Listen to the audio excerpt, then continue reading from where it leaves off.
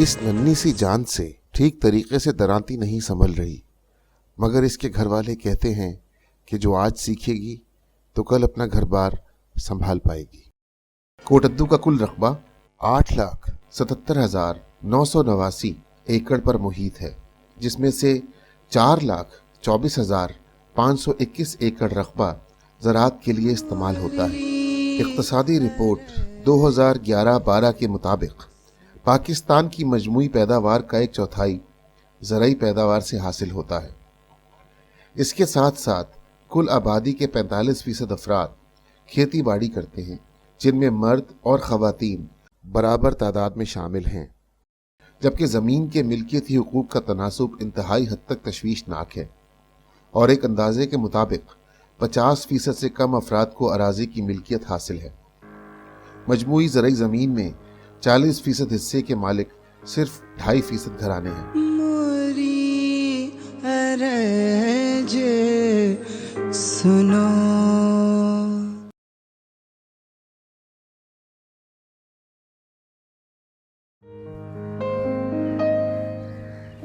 हाँ, वाह मेरे मौला, क्या सिस्टम बनाया तूने।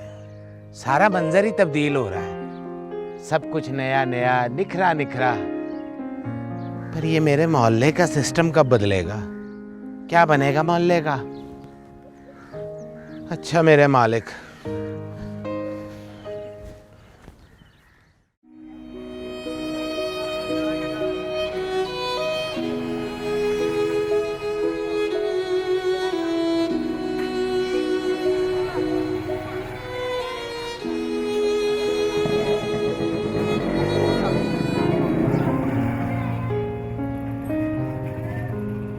अस्सलामुअलैकुम चाचा।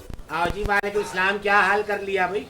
चाचा बस गर्द ने बेड़ा गर्क कर दिया। इतनी गर्द से हटी हुई मिठाइयाँ और गर्द से हटी दूध दही नहीं देखी तूने?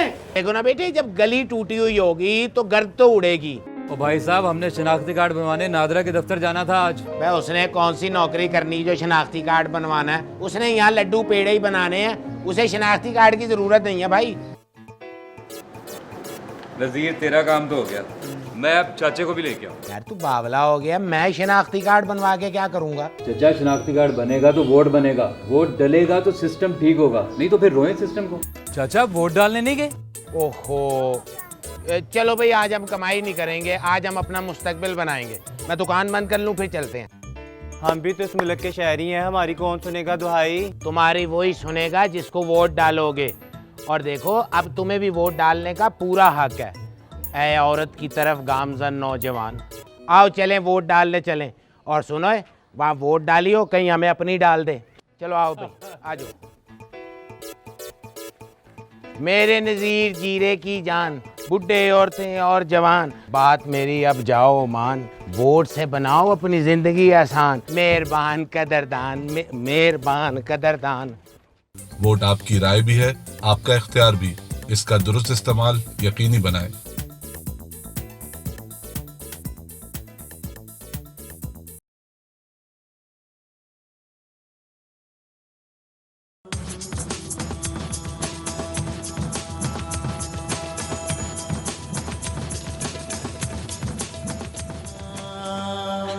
चलाओ मुझे, क्यों चला रहे हो? नहीं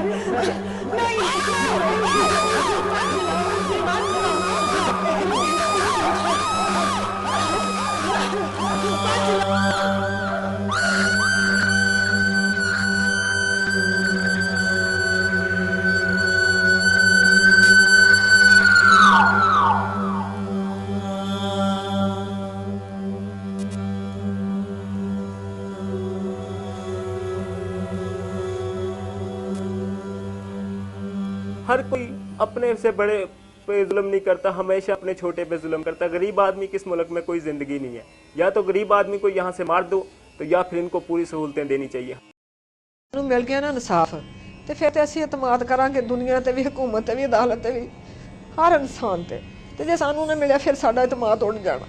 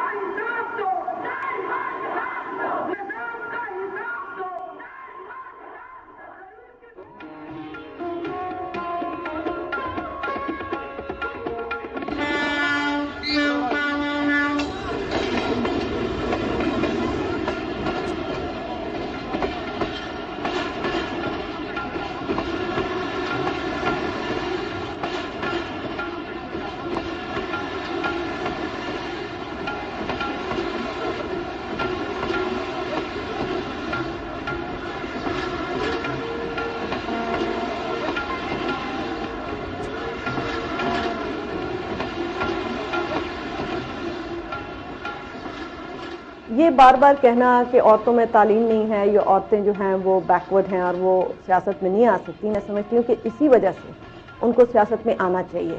मेरा ये एक तज्जिया है कि जिस मुल्क में लोग जो हैं वो ज़्यादा से ज़्यादा पावर से दूर हों, वहाँ पे बल्कि जमहूरियत और उन लोगों की जमहूरियत ज़्यादा ज़रूरी है जिनकी आवाज़ कम सुनाई देती है।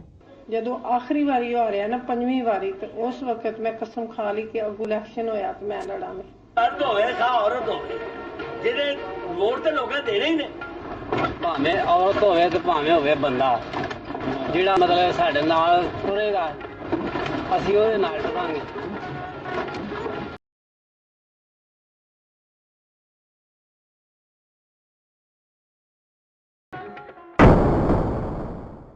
इन मज़ारीन को अपनी ज़मीनों पर काम करने से ज़बरदस्ती रोक दिया गया है क्योंकि ये एक संगीन मसले का शिकार हैं। इनके हकूक़ ज़बरदस्ती छीने जा रहे हैं। इनके गांव में किसी को आने जाने नहीं दिया जाता और उनके घरों को पानी और बिजली की फराहमी रोक दी गई है। साढ़े दादे परदादे जरा दरख्त लाया सी ਉਹਦੇ ਥੱਲੇ ਅਸੀਂ ਨਹੀਂ ਪਾਵਾਂਗੇ ਤੇ ਹੋਰ ਕੌਣ ਪਵੇਗਾ ਜੀ।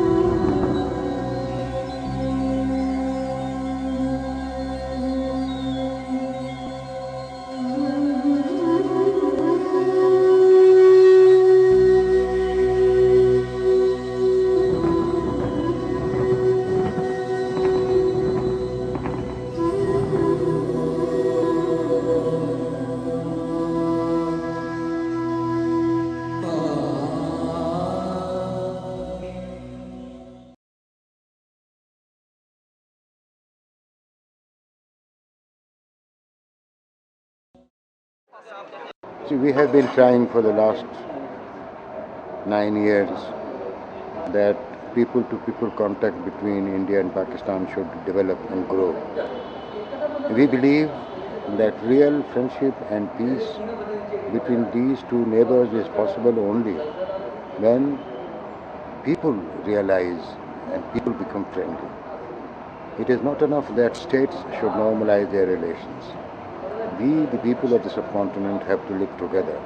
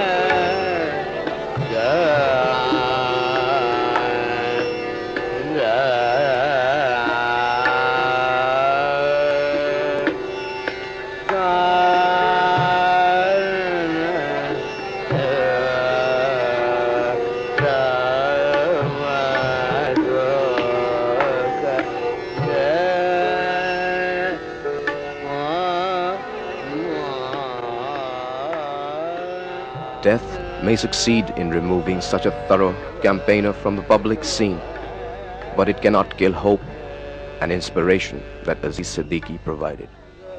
Mr. Aziz Siddiqui was an intellectual, a writer, and an activist in the cause of human rights. He was a man of simple living and a man with great integrity.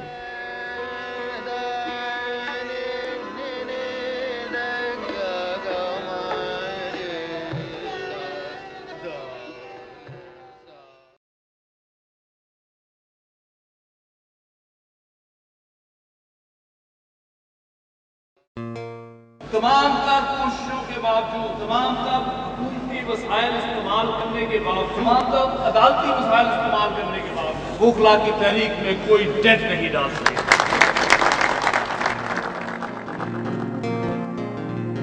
Pakistan में कानून की अमलदारी और अदलिया की आज़ादी की जद्दोजहद तेज हो गई है।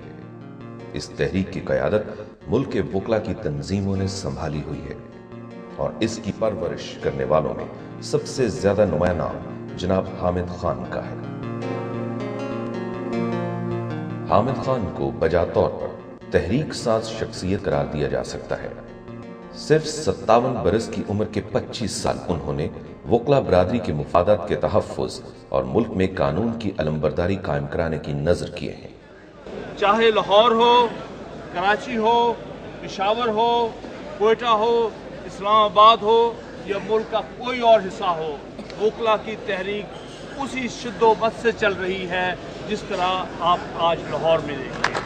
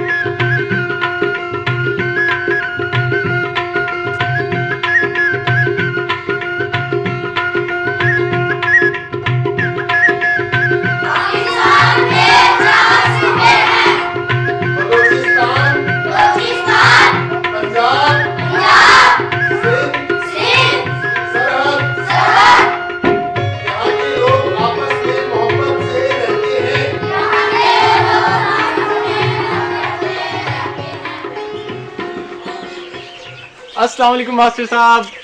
वालेकुम अस्सलाम अहमद बेटा।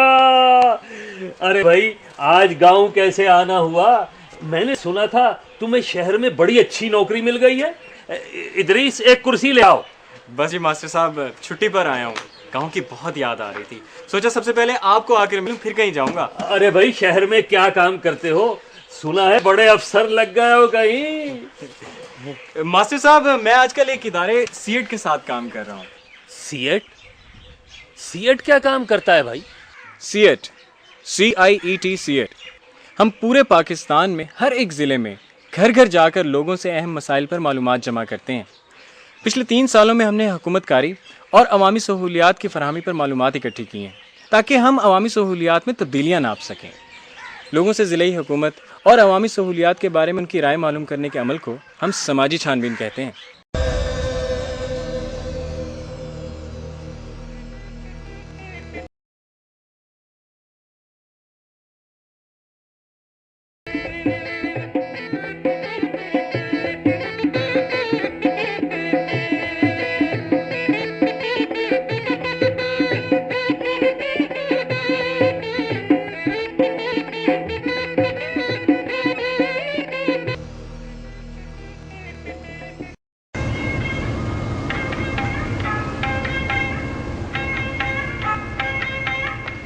बड़ा लंबा सफर है नवाज बलोच।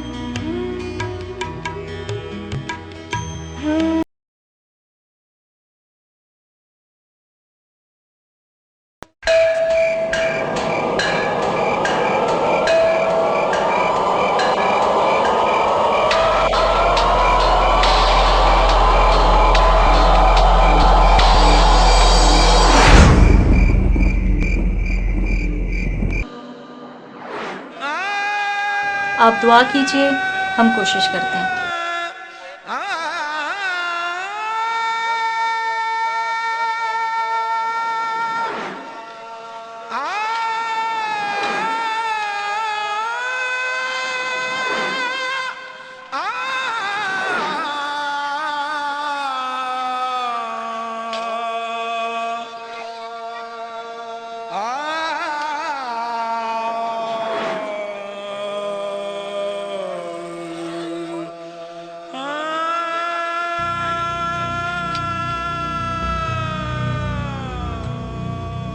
मैं मरना नहीं चाहता क्योंकि मैंने अभी वो दिन नहीं देखे जिनके लिए मैं पैदा किया गया था।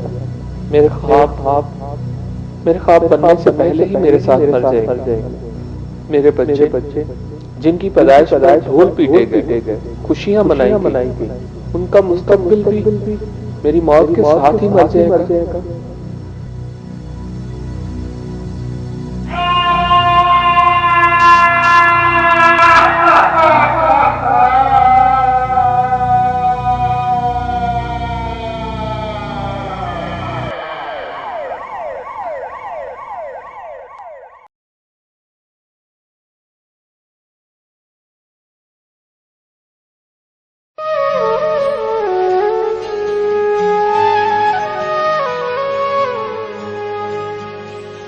भुलिया की जाना मैं कौन, भुलिया की जाना मैं कौन, की जाना मैं कौन, भुलिया की जाना मैं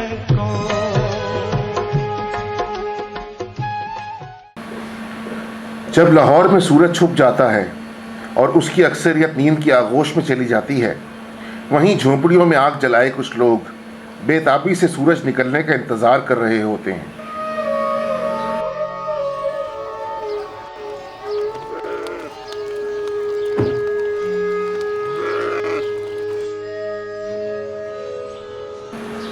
फकीर मोहम्मद इन्हीं झोंपड़ियों का बासी है और कुर्सियों की बुनाई का काम करके अपना और अपने बच्चों का पेट पाल रहा है।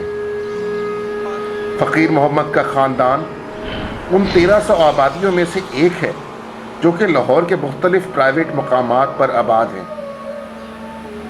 एक अंदाजे के मुताबिक लाहौर की कुल आबादी 1 करोड़ के लगभग है, जिसमें से 20% अफराद कच्ची बस्तियों में या झोंपड़ियों में गुजर बसर कर रहे हैं। इन 20 लाख अफराद में से 3 लाख अफराद खाना बदोश हैं। ਹੁਣ ਅਸੀਂ ਕੂੜਾ ਚੁੱਕ ਕੇ 20-25-30 ਰੁਪਏ ਘਰ ਕੋਲ ਲੈਣ, ਕੋਈ 40 ਵੀ ਦੇ ਦਿੰਦਾ ਹੈਗਾ, ਤੇ ਅਸੀਂ ਉਹ ਕੂੜਾ ਕੰਟੇਨਰ ਅੱਗੇ ਟੱਪ ਤੇ ਸੁੱਟ ਦੇਈਦਾ, ਤੇ ਵਿੱਚੋਂ ਕਾਗਜ਼ ਵਗੈਰਾ ਇਕੱਠੇ ਕਰਕੇ ਬਾਅਦ ਤੋਂ गोदामा से बेच के कंडे वगैरह से तो अपना सिलसिला शुरू करना। हाँ पे ये टोकरियों को काम करते हैं और गदा रेडी बातें हैं, मिनट मजदूरी जो भी है वो हम करते हैं।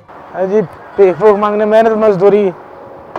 हाँ, खाना बदोश महज एक इस्तिलाह है और असल में ये अफराद कई सालों से इन झुग्गियों में मुकीम हैं। जो साडा गुजरा गंदगी च कूड़े करकट च वो बच्चों भी देख रहे हैं मुस्तकबिल।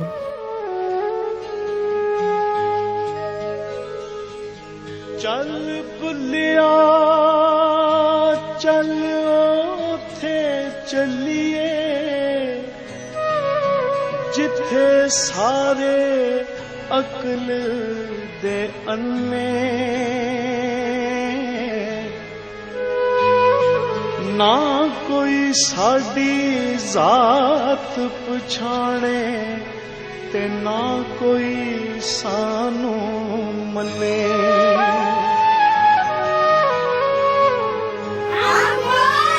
भुलिया की जाना मैं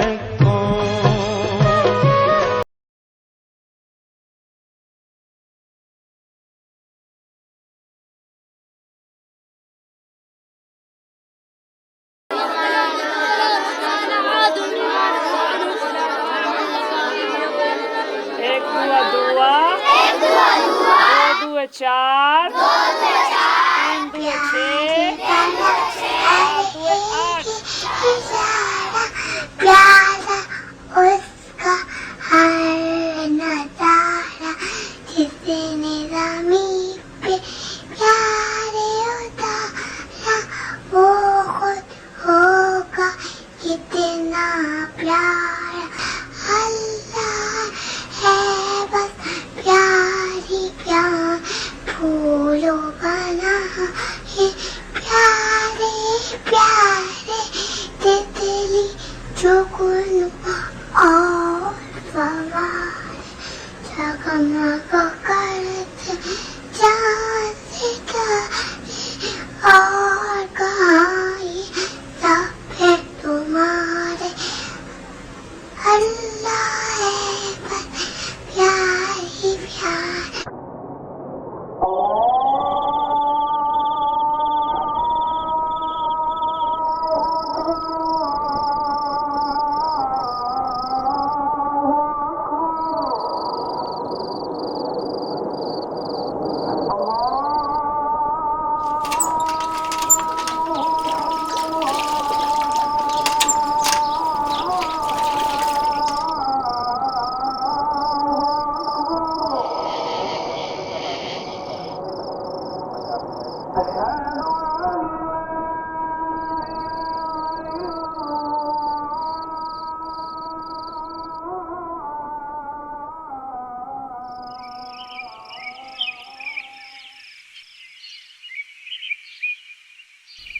new day knocks at the door of Abu Sufyan.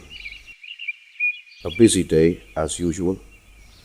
आज से 4-5 साल हुए मैं मदरसे में दाखिल हुआ, पढ़ने लगा। 2 साल हुए हैं तो स्कूल की तालीम, प्राइमरी तालीम शुरू की। अब मैं 5वीं क्लास में पढ़ता हूँ। Abu Sufyan is a day scholar at Madrasa Jamiyat Talim ul Quran, village Jaggiyan in district Kusur.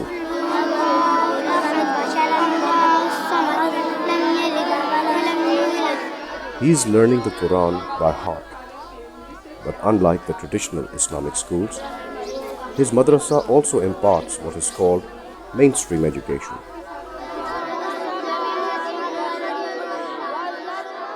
This madrasa is working under the Madrasa Mainstream Project, or MMP, launched in December 2007 by Sudhar in collaboration with Save the Children, Sweden. The main objectives of the project were to bring madrasa students into the mainstream of education to provide them with opportunities for development, counter extremist ideologies propagated in some madrasas, understand madrasa functioning and build bridges between madrasas and mainstream development. हम दुनिया को अपना एक आलिम भी दें और साथ एक ग्रेजुएट इंसान भी दें। वो ग्रेजुएट किसी पोस्ट पर मिले या एसपी है, डीएसपी है। अगर दूसरे एसएन कॉलेज के या दूसरे कॉलेज के एसपी डीएसपी लग सकते हैं तो क्या हमारे मदारिस के ग्रेजुएट किए हुए बच्चे, क्या ख्याल है, वो एसपी डीएसपी नहीं लग सकते? क्या वो ब्यूरोक्रेट नहीं बन सकते?